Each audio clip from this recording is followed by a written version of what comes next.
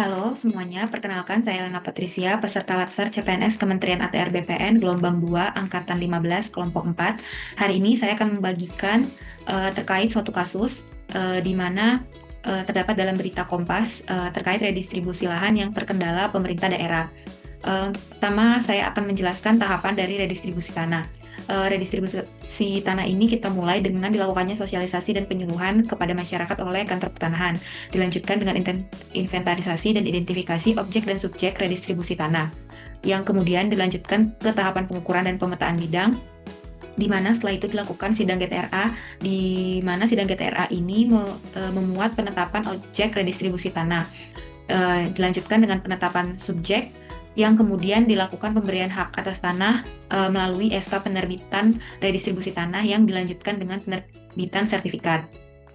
Berdasarkan dari berita redistribusi lahan yang terkendala oleh pemerintah daerah ini, maka terdapat kode-kode perilaku berakhlak seorang ASN yang harus diterapkan oleh ASN Kementerian ATR BPN untuk perilaku kompeten dan harmonis.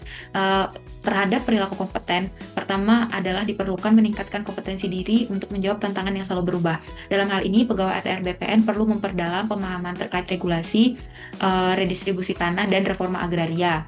Yang selanjutnya, di mana pegawai ATR BPN ini dapat mendampingi perangkat desa dan masyarakat untuk memahami lagi nih terkait kriteria penerima redistribusi tanah. Sehingga tidak ada hambatan lagi dari pemerintah daerah. Kemudian untuk melaksanakan tugas dengan kualitas terbaik ini, ke pegawai ATR BPN itu perlu lagi untuk memverifikasi subjek dan objek redisnya sehingga transparan, akurat, dan terdokumentasi. Nah, terkait kode perilaku harmonis, yang pertama itu adalah menghargai setiap orang tanpa membedakan latar belakang. Nah, dalam hal ini terkait pula dengan redistribusi tanah, seorang pegawai Kementerian ATR BPN ini harus menghargai aspirasi masyarakat ataupun pandangan yang disampaikan oleh pemerintah daerah sehingga tidak terdapat lagi kendala pada saat pelaksanaan redistribusi tanah. Dan di sini juga pegawai ATR BPN itu harus membantu masyarakat untuk mencarikan nih alternatif solusi apabila ditemukan kendala-kendala selama redistribusi tanah ini, ataupun mencarikan solusi lain apabila masyarakat ini tidak dapat mengikuti redis, dicarikan solusi untuk mengikuti program pemberdayaan lainnya.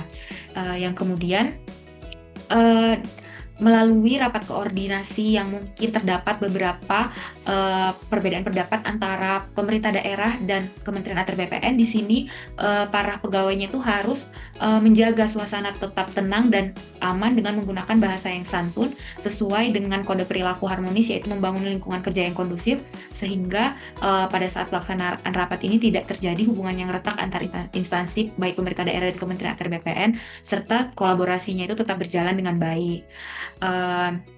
Jadi dapat disimpulkan bahwa dalam hal ini kompeten itu diperlukan oleh pegawai Kementerian ATR BPN sehingga pegawai ini mampu memberikan solusi terhadap segala kendala berbasis aturan dan data, sehingga sementara untuk hubungan yang harmonis ini di mana pegawai Kementerian ATR BPN ini perlu menjaga hubungan yang baik sehingga konflik antara pemerintah daerah ataupun konflik terhadap instansi lainnya ini tidak melebar dan dapat terselesaikan.